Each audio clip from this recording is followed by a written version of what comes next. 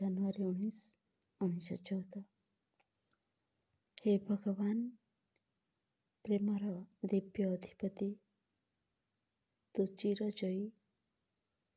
ତୋ ସଙ୍ଗରେ ଯେଉଁମାନେ ଏକ ସ୍ୱରରେ ବନ୍ଧା, ଯେଉଁମାନଙ୍କର ଜୀବନ କେବଳ ତୋରି ପାଇଁ ଓ ତୋତେ ଆଶ୍ରୟ କରି, ସର୍ବତ୍ର ସେମାନଙ୍କର ବିଜୟ।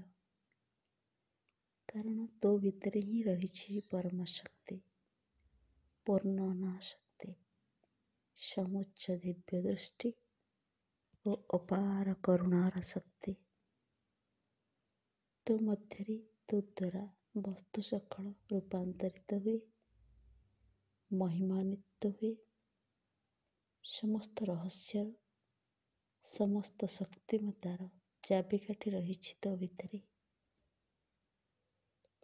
କିନ୍ତୁ ଆମେମାନେ ତୋ ନିକଟରେ ସେତିକି ବେଳେ କେବଳ ପହଞ୍ଚି ପାରିବୁ ଯେତେବେଳେ ତୋ ମଧ୍ୟରେ ବାସ କରିବୁ, ତୋର ସେବା କରିବୁ।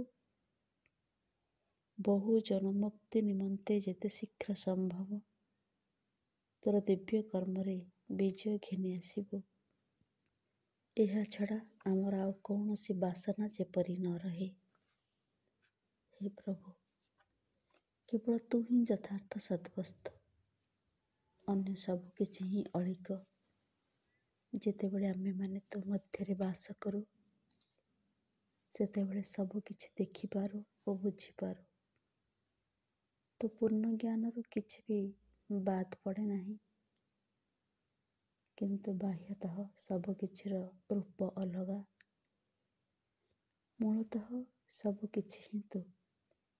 ସବୁ କିଛି ତୋର କର୍ମଧାରାର ଓ ତୋର କରୁଣାମୟ ହସ୍ତକ୍ଷେପର ଫଳ। ଅତି ଭୟଙ୍କର ତମିଶ୍ରା ମଧ୍ୟରେ ତୁ ଜଳାଇଛୁ ଏକ ନକ୍ଷତ୍ର। ଆମର ନିଷ୍ଠା ଯେପରି ନିରନ୍ତର ବଢ଼ି ଚାଲେ, ଆମର ଆତ୍ମନିବେଦନ ଯେପରି ସର୍ବଦା ଆହୁରି ପୂର୍ଣ୍ଣତର ହୋଇ ଉଠେ। ଆଉ ତୁ ଯେ କି ଅନ୍ତରର ପ୍ରକୃତ ଅଧିପତି, କାର୍ଯ୍ୟତଃ ଜୀବନର ଅଧିପତି ହୋଇ ଉଠେ। ମା।